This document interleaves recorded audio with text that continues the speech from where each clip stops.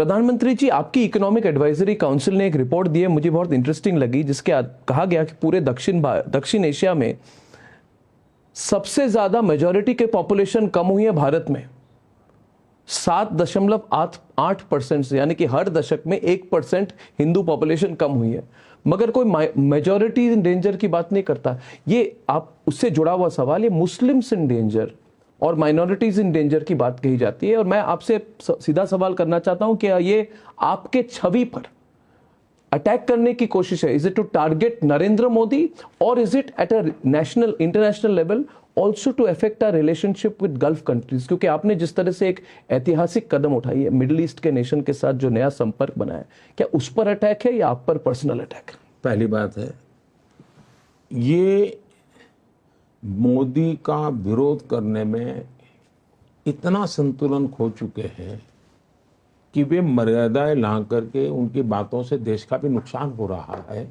ये समझ नहीं पाते, या तो जानबूझ करके कर रहे हैं।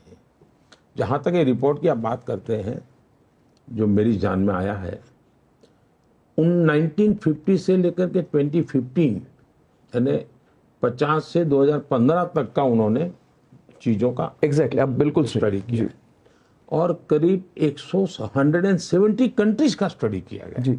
ये सिर्फ कुछ दक्षिण भारत के लिए, और इस स्टडी इस बात पर ही है इस दौरान माइनॉरिटी में क्या बदलाव आया, इस विषय पर था। क्योंकि लोग कहते हैं दुनिया में माइनॉरिटी को दबाया जाता है, ये दुनिया की बात होती है। इससे मोटा मोटा आकलन लगता है कि देश में कुल मिलाकर के किस देश में माइनॉरिटी की क्या स्थिति है, चाहे वो अफगानिस्तान हो, श्रीलंका हो, बांग्लादेश हो, पाकिस्तान हो। ये रिपोर्ट कह रहा है कि इन सब देशों में माइनॉरिटी की संख्या कम हुई है, जनसंख्या कम हुई है। अकेला इन सारे क्षेत्रों में हिंदुस्तान ऐसा है कि जहां माइनॉरिटी की संख्या बढ़ी है। और इस स्टडीज में दो चीजें उभर करके आई हैं।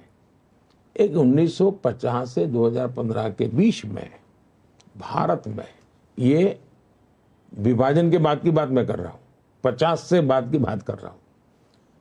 1950 से 2015 के बीच हिंदुओं की संख्या 7.8%, करीब 8% कम हुई है, जबकि माइनॉरिटी की 43% बढ़ी है।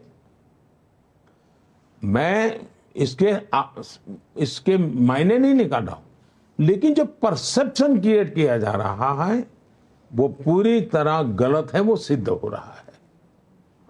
उसके जिसको जो मीनिंग निकालना ही निकाले, मुझे मीनिंग नहीं निकालना है। अगर फैक्चुअल ये है तो भारत में माइनॉरिटी के साथ अन्याय है, भारत में माइनॉरिटी को दबाया जाता है, भारत में माइनॉरिटी की आवाज नहीं है।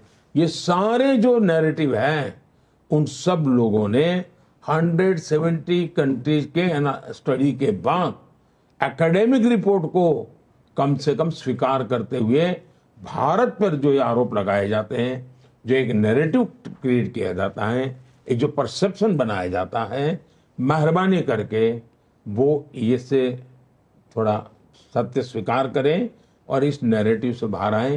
भारत सर्वजन हिताय सर्वजन सुखाय वसुधैव कुटुंबकम की भावना को लेकर चलने वाला देश है, जिसने दुनिया में, हम समृद्ध देश थे तब भी, कभी भी दुनिया में किसी का लूटा नहीं है, हमने कभी किसी की जमीन तक नहीं छीनी है।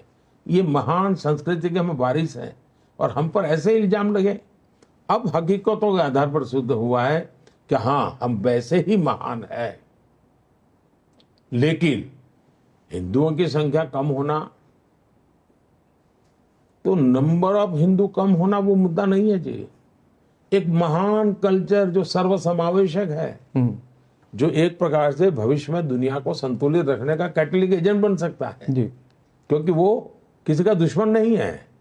अगर वो कम हो जाएगा, वो एकदम माइक्रो माइनॉरिटी हो जाएगा, तो वो इन्फ्लुएंस ही नहीं कर पाएगा। अगर वो इन्फ्लुएंस नहीं कर पाएगा तो दुनिया का नुकसान होगा जी। तो आज दुनिया के लिए चिंता ये होनी चाहिए कि इस महान परंपरा और उदार चरित्र जो वसुदेव कुटुंबकम मानने वाले हो, उनकी संख्या बढ़े कैसे, ये दुनिया ने चिंता करनी चाहिए।